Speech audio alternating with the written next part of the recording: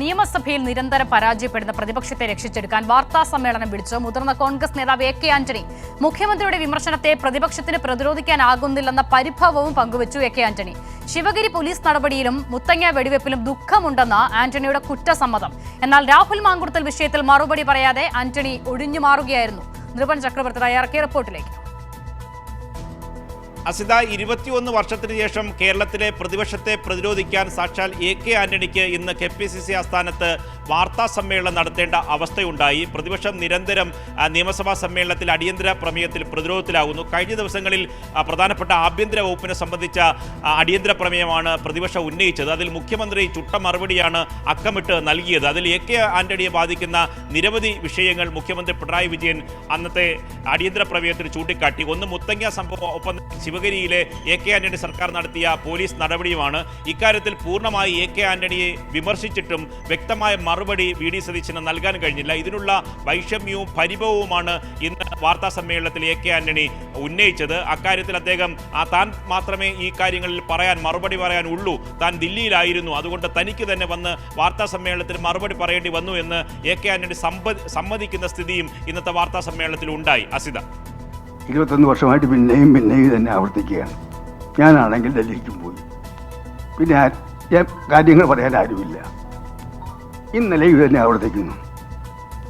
അതുകൊണ്ടാണ് ഞാൻ നിങ്ങളെ ഇത് കുറിച്ച് പറയാൻ കാരണം എൻ്റെ കാലത്ത് നടന്ന നിർഭാഗ്യകരമായ സംഭവങ്ങളാണ്. ഈ ദുഃഖമുണ്ട് ആ സംഭവത്തിൽ, രണ്ട് സംഭവത്തിലും.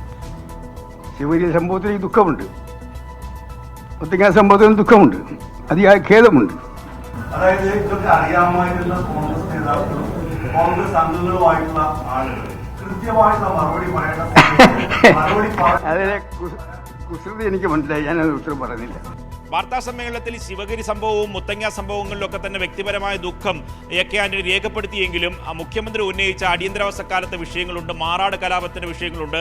അതിലൊക്കെ തന്നെ വ്യക്തമായ മറുപടി ഇന്ന് എ.കെ. ആന്റണിക്ക് വാർത്താ സമ്മേളനത്തിൽ നൽകാനുമായില്ല. എൻ്റെ കാലത്ത് നടന്നുള്ള എല്ലാ ഇതുപോലുള്ള ആക്ഷൻസ് എല്ലാം ദുഃഖം എനിക്ക്. പക്ഷെ ഭരണാധികാരികൾക്ക് ചിലപ്പോൾ അവർക്ക് ചില കടമകളുണ്ട്, കടമ നിർവഹിക്കേണ്ടി വരും. അധികാരത്തിലിരിക്കുമ്പോൾ പലപ്പോഴും ഇതുപോലെ സംഭവങ്ങൾ ഉണ്ടാകും. ഏതായാലും ഇന്ന് ഞാൻ പറയാം, എന്നെ പ്രൊവോക്ക് ചെയ്യേണ്ട സുഹൃത്തെ, താങ്കളുടെ രാഷ്ട്രീയ ആവശ്യമായിരിക്കും, പത്രക്കാർക്ക് അപ്പുറത്തുള്ള രാഷ്ട്രീയം ഉണ്ടല്ലോ.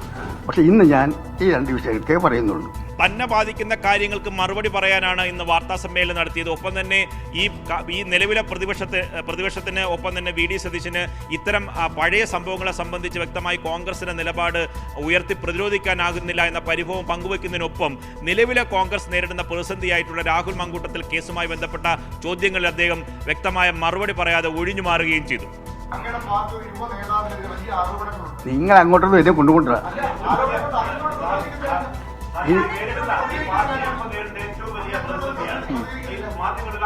ഒരു കാര്യം ഞാൻ പറയാം, ഇന്ത്യൻ നാഷണൽ കോൺഗ്രസ് കേരളത്തിലും ഇന്ത്യയിലും കൂടുതൽ ഉയരങ്ങളിലേക്ക് പോവുകയാണ്.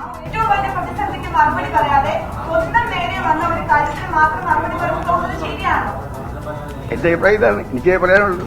അസിത, ഒരു കാര്യം ഉറപ്പാണ്, കേരളത്തിലെ പ്രതിപക്ഷം പൂർണ്ണമായി പ്രതിരോധത്തിലാണ്. എ.കെ. ആന്റണിക്ക് തന്നെ ഒരു വാർത്താ സമ്മേളനം നടത്തേണ്ട അവസ്ഥ. മറ്റൊരു കാര്യം, നിലവിലുള്ള പ്രതിപക്ഷത്തിന്റെ സംവിധാനത്തെക്കുറിച്ച് വലിയ തരത്തിലുള്ള വിമർശനം എ.കെ. ആന്റണിക്കുണ്ട്.